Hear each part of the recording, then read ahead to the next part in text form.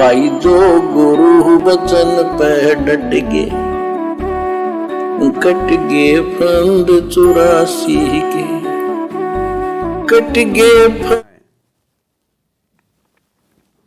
थे कर्म थे भोग।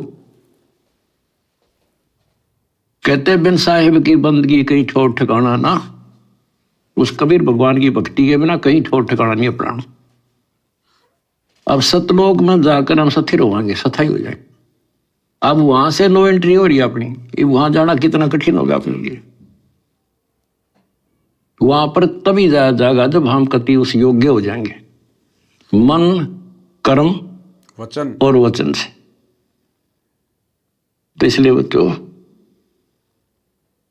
परमात्मा कहते हैं अनंत कोट बाजी जहां और रचे सकल ब्रह्मांड, गरीब दास में क्या करूं यू काल करे जुग। अब क्या कह रहे हैं परमात्मा, हमारी सतलोक से नो एंट्री हो रखी है। अब यहां पर क्या ड्रामा चल रहा है इन सतलोक आश्रमों में? भक्तों की नो एंट्री करवाई जा रही है। कौन करवा रहा है भक्तों की नो एंट्री? भगत ही करवा रहे हैं ना।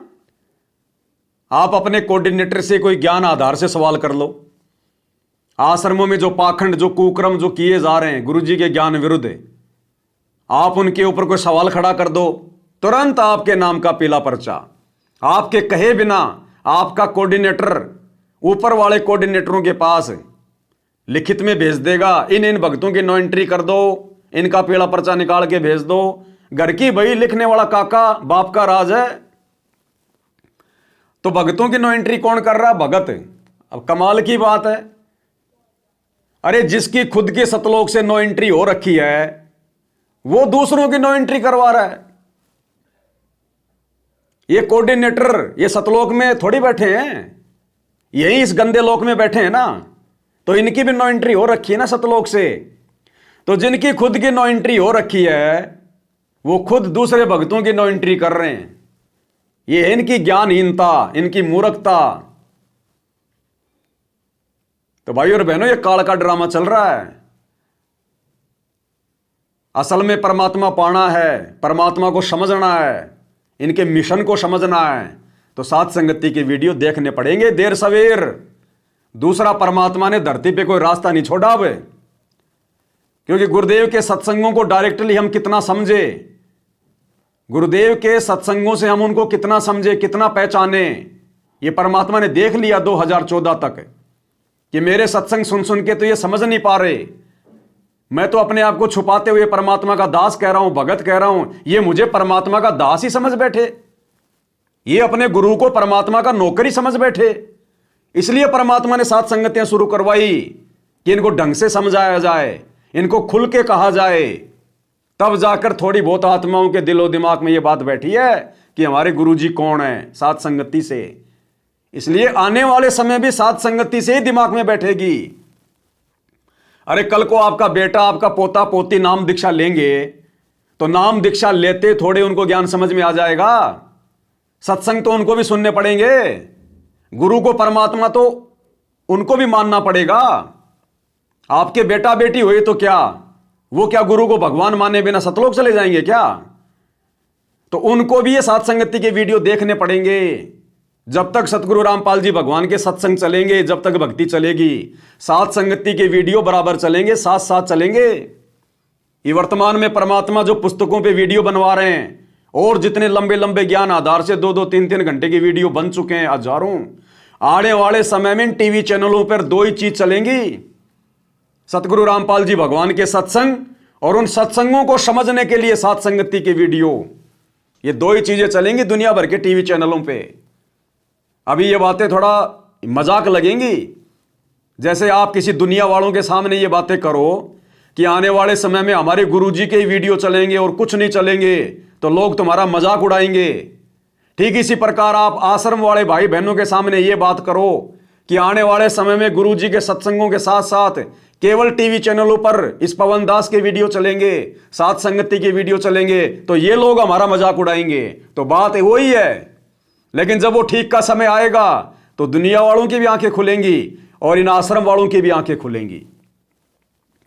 कहते हैं अनंत कोट बाजी जहां और रचे सकल ब्रह्मांड, गरीब दास मैं क्या करूं यू काल करे जुग। मैं इतना सक्षम हूं, मैंने सारी सृष्टि रची और यू काल जो है इसका नामखंड करा देता है जीव को और मेरे से दूर कर लेता है। अब भैया क्या हमारे परमात्मा, क्या कबीर भगवान काल से भी कमजोर है क्या? जो परमात्मा तो भक्तों को नाम देता है और काल आके खंड करवा देता है, तो बड़ा कौन हुआ? अरे भगवान ने नाम दिया और काल ने आके खंड करवा दिया, तो बड़ा कौन हुआ? काल हुआ ना। तो क्या काल हमारे भगवान से बड़ा है जो उनके भक्तों का नाम खंड करवा देता है? क्या भगवान इतना भी सक्षम नहीं है कि काल को रोक दे? लेकिन ऐसा नहीं कर रहा ना। क्यों नहीं कर रहा? क्योंकि जबरदस्ती इस मार्ग में नहीं है। परमात्मा के भी कुछ नियम हैं, काल के साथ एग्रीमेंट किया गया था। इसलिए परमात्मा ने ज्ञान इसलिए दिया है कि अब तुम मेरी मजबूरी को समझो, काल को मैंने जो वचन दिया है उसको समझो। मेरा काम था तुम्हें जानकारी देना, तुम्हें ज्ञान समझाना। इस ज्ञान को आधार बनाकर फिर तुमने भक्ति पे चलना होता है। लेकिन ज्ञान को तो समझा नहीं, और गुरु से ज्यादा मैं तो गुरु जी के परिवार को दे दिया संगत ने। परिवार जैसे उल्टे सीधे आदेश पारित करता है कमांडर बन के, संगत वैसा ही गांधारी के तरह आंखों पे काली पट्टी बांध के फॉलो कर लेती है।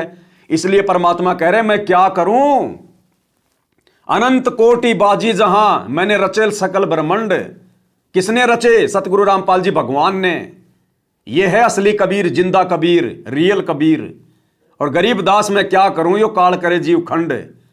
परमात्मा ने अपनी समर्थता और असमर्थता दोनों चीज बता दी कि सारी सृष्टि मैंने रची है, उसके बावजूद भी मैं असमर्थ हो जाता हूं जब ये जीव आत्माएं मेरे नाम को खंड कर देती हैं, जब ये मर्यादाएं तोड़ देती हैं, भक्ति विरुद्ध ये कुकर्म करती हैं।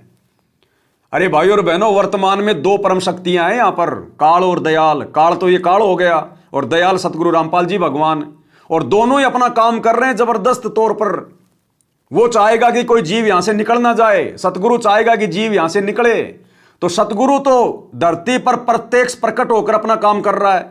अब काल प्रत्यक्ष प्रकट होता नहीं, लेकिन काम तो वो भी कर रहा होगा ना, सोने वाला नहीं है ना। तो वो किसके माध्यम से कर रहा होगा? ये ज्ञान निर्णय करेगा। जो गुरुजी की हमसे मर्यादा तोड़वा रहा है वो काल का एजेंट है। जहां गुरुजी की मर्यादाओं के खिलाफ काम हो रहे हैं वहां पर काल बैठा हुआ है।